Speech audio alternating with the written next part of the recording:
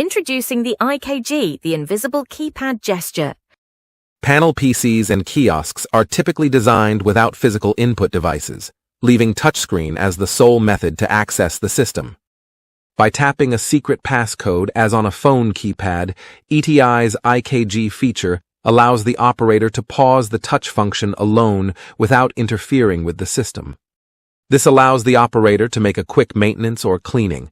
It provides an easy access to hidden functions, just like using a service key. Touch function can automatically recovered after a timeout, seamlessly putting the machine back online in no time.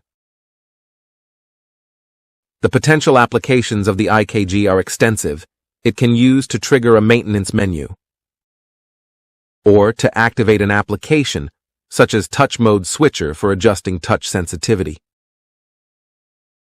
Having a glove mode is practically useful in workplace or wintertime. To set up the IKG feature, it only takes these simple steps. 1. Enable the function and set a passcode. 2. Define an event action. 3. Apply the changes, and it's set to go.